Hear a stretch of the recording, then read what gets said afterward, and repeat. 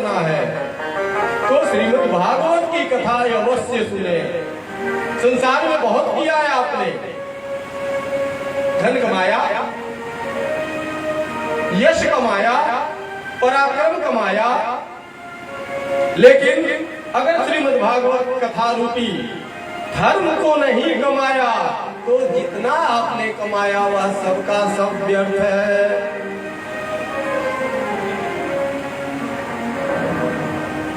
और इतना कह के और तब तक तो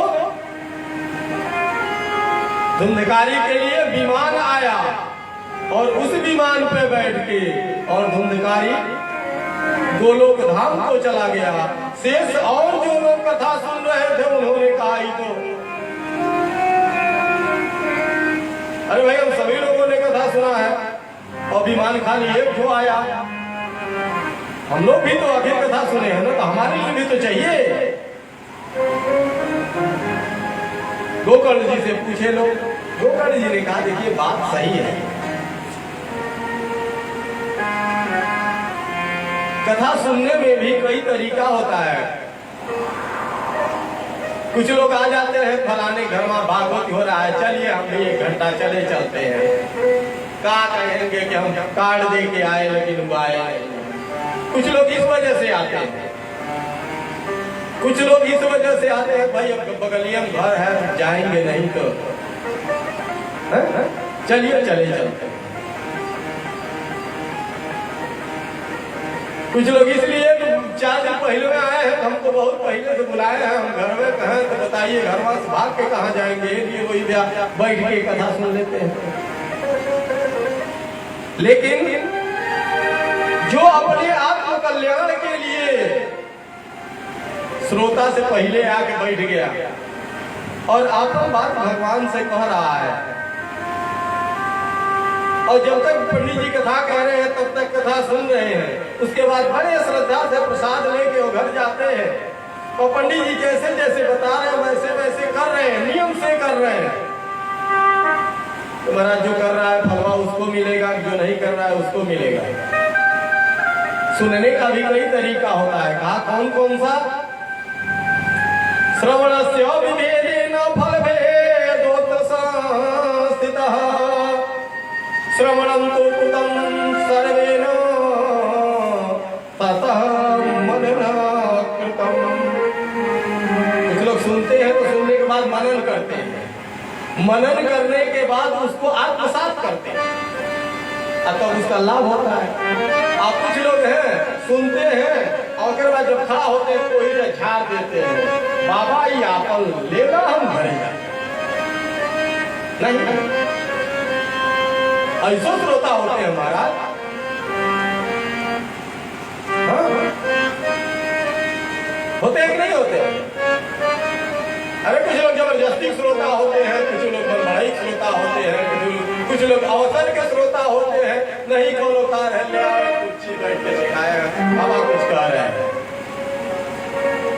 तो कथा सुनने में भी कई भेद है ना। वो तो कथा सुन रहे थे तो वह अपने आत्म कल्याण के लिए सुन रहे थे, इसलिए वह सतत जो कथा श्रवण करने का तरीका है उस तरीके से सुने तो उनका कल्याण हो गया, उनके लिए विमान आया चले गए। आप लोग भी अगर उसी हिसाब से सुनेंगे तो विमान आपके लिए भी आएगा, आप भी भगवान के उस लोक को प्राप्त करेंगे, उस आनंद को प्राप्त करेंगे, भगवान के उस सानिध्य को प्राप्त करेंगे। लेकिन सुनने की बात यह कि उसी तन्मयता के साथ सुना जाए तब। बोलिए वृंदावन बिहारी लाल की। और इस तरह से कई बार कथा हुआ, कई बार विमान आया और धीरे धीरे सभी लोग भगवान के लोक को चले गए। और इस तरह से महत्व की कथा से यह स्पष्ट होता है कि सिर्फ संसार के ही कल्याण की बात नहीं, जो इस संसार में नहीं है उसके कल्याण के लिए भी यह अमृत स्वरूप है।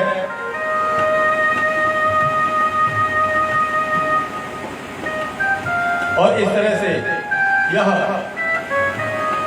अध्याय यहाँ संपन्न होता है। अगला अध्याय प्रारंभ होता है कि कथा कैसे कहनी चाहिए, कैसे सुननी चाहिए। एक अध्याय है, छोटा सा है, हम समझ पा रहे हैं, विलंब हो रहा है, लेकिन छोटा सा है, 5 मिनट में सुन लीजिए आप लोग। कथा कैसे सुननी चाहिए, सुननी चाहिए कि नहीं सुननी चाहिए। देखिए, कथा सुनेगा वो जिसका अपना अहंकार समाप्त हो चुका है। अरे हम इतना ज्ञानी, हम भैया है, काहे उनके सुनने जाए। व्यास जी जो इसमें लिखे हम सब हम जानते हैं। बहुत से लोग हैं ऐसा बतियाने वाले, मन में सोचते होंगे यह वो उनका ज्ञान नहीं है, वास्तव में यह उनका अहंकार है। कहे से आप ज्ञानी तब होंगे सब ही मान प्रिय आप हमार, सब ही मान प्रिय आप हमार, प्रिय आप हमार, सब ही मान प्रिय आप हमार।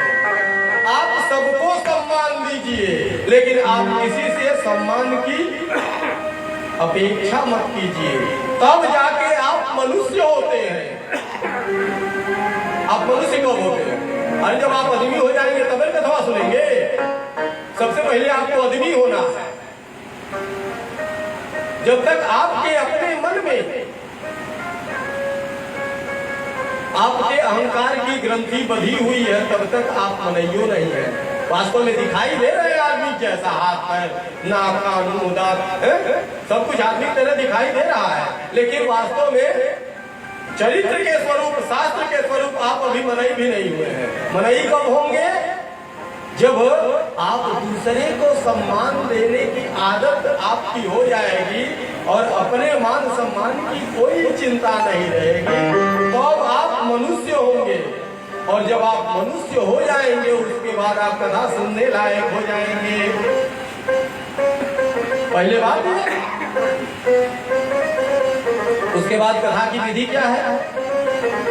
देखिए, बढ़िया से बढ़िया मुहूर्त निकालना चाहिए कथा सुनने के लिए। शुक्ल पक्ष हो, बढ़िया नक्षत्र हो, सूर्य या चंद्रमा के ग्रहण कालिक समय हो, वह और बढ़िया होता है। संजोग से आज एक सूर्य ग्रहण था तो, लेकिन यहाँ अदृश्य था, यहाँ अदृश्य था, लेकिन सूर्य और चंद्रमा के ग्रहण काल और संक्रांति काल, संक्रांति माने महीने में 12, साल में 12 संक्रांतियां होती हैं, 12 ग्रहों की। उस संक्रांति काल को भी पूरे काल कहते हैं, सबसे बढ़िया मुहूर्त कहते हैं। ऐसा कोई मुहूर्त हो, कम से कम 5 ब्राह्मणों का वर्ण करना चाहिए।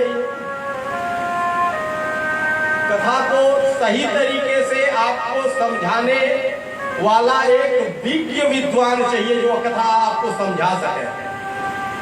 एक कथा का पाठ करने वाला चाहिए, एक जप करने वाला चाहिए। कम से कम ये 3 लोग तो अवश्य रहे भजन करने के लिए, क्योंकि भजन बहुत जरूरी है। भजन बहुत जरूरी है। बीच बीच में भजन हो, और अगर उसमें हमारे कुछ श्रेष्ठ संगीतज्ञ लोग मिल जाएं तो कहा क्या होता है जानते हैं? कहा मणि कांचन योग होता है। उसमें और दिव्यता आ जाती है और रोम रोम पुलकित हो जाता है। कहा बताइए नियम क्या है श्रोता का? मैंने कहा खाना चाहिए, कहा नहीं खाना चाहिए। अगर हो पावे तो 7 दिनों तक, जब तक कथा चल रही है तब तक खाली पानी पी के कथा सुनिए। कहा महाराज मान के ना, ये खाली पानी पी कैसे कथा होगा? वो 7 दिन। कहा कहा घी पी के सुनिए, घी पी के। कहा नहीं तबीयत खराब हो जाएगा। कहा चलिए दूध पी के सुन लीजिए। क्यों? दूध पी के सुन लीजिए। कहा वो गड़बड़ है महाराज, वो नहीं होता। कला का फलाहार ठोकेरा, थोड़ा सा बादाम में हलवा, 2 किलो सेब, 1 किलो दूध। कहा देखिए सब कुछ मिलेगा, लेकिन जब तक चाट रोटी नहीं मिलता है तब तक दहिया बुझाता है कि दहिया कुछ है नहीं, है कि नहीं? तो जानते हैं क्या कहे? ठीक है, आप चावल दाल सब्जी रोटी 5 बार दिन में, सुबह दोपहर शाम 4 बजे और रात को 10 बजे 5 बार आप खाइए। हमारा शास्त्र है जो छूट देता है, लेकिन एक शर्त है कि आपका दिमाग, आपका शरीर, आपका बुद्धि, आपका विवेक सब बैठ के और कथा सुनने लायक रहे, यही इतना शर्त है। अब 5 बेर खाइए दिन भर में, कोई रोक टोक नहीं है। लेकिन ये नहीं कि 5 बेर खाइए तो 7 बेर जाइए सियावर रामचंद्र की, है कि नहीं? 5 बेर खाएंगे जाएंगे नहीं। तो वही यही व्यतिक्रम है, इसलिए कहा जाता है कम खाइए, फलाहार कीजिए, दिन भर शरीर शुद्ध रहे, बार बार न जाना पड़े। इसी सब के लिए यह नियम बनाया गया कि आप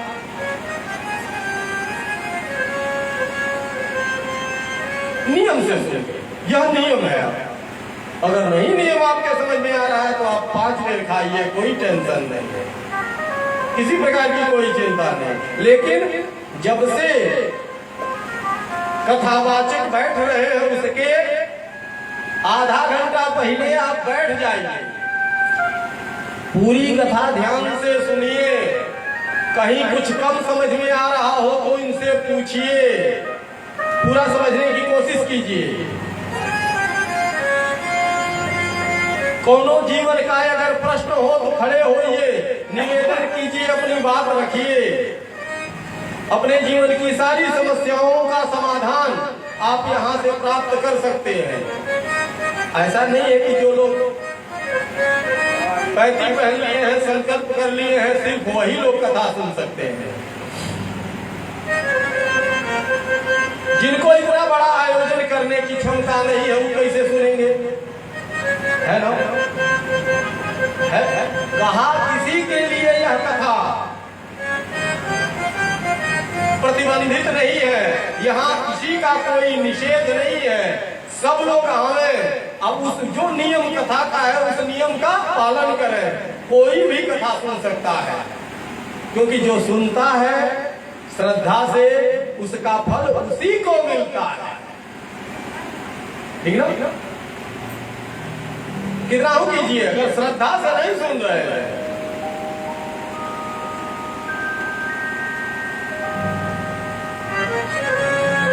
तो फिर विमान आने में संदेह है। लेकिन अगर श्रद्धा से सुन रहे हैं, देखिए शरीर आपको सुनने, जब आप कथा सुनने बैठते हैं तो इतना बढ़िया नींद आता है, हो माता जी कैसा नहीं, बड़ा बढ़िया नींद आता है। कहते जानते हो क्या है? उपात है, दबाता है। आपको सुनने कैसे आपको धर्म करने देंगे हम? कैसे आपको धर्म करने देंगे हम? कहीं कथा होगी तो कुंभकर्ण की जो क्या है पत्नी है ना उनकी, तो पहुंच जाते हैं, तो क्या कथा सुने देंगे हम? चलो आंख बंद करो। तो कुछ लोग ऐसे भी हैं, चाहे पैसा बनाई हो जाते हैं, लेकिन फिर भी सतर्क रहना है, क्योंकि आप कोई काम करते हैं अगर सतर्क नहीं रहते हैं तो आपका नुकसान हो जाता है। वैसे ही यह जीवन का अति महत्वपूर्ण कार्य है और इसको करते समय आपको सतर्क रहना है, तभी सफलता मिलेगी। कथा शुरू होने के 10 मिनट पहले आके बैठ जाएं, अपने मन को कथा सुनने के योग्य बना लें और बैठे और जब से जब तक कथा चल रही है तब से तब तक कथा सुने, प्रसाद ग्रहण करें। भगवान को धन्यवाद है, प्रभु हमको यह सौभाग्य प्राप्त हुआ। और अनवरत जब से जब तक कथा चल रही है तब से तब तक कथा का श्रवण करें, अंत में महाप्रसाद ग्रहण करें, आपके सारे मनोरथ पूर्ण हो जाएंगे। बोलिए भागवत भगवान की जय। और इस तरह से महात्मा के कथा के अंतर्गत सप्ताह विधि मैंने आप लोगों को बता दिया। और यही समय अधिक हो रहा है, समय अधिक हो रहा है, सबकी अपनी अपनी आवश्यकताएं हैं।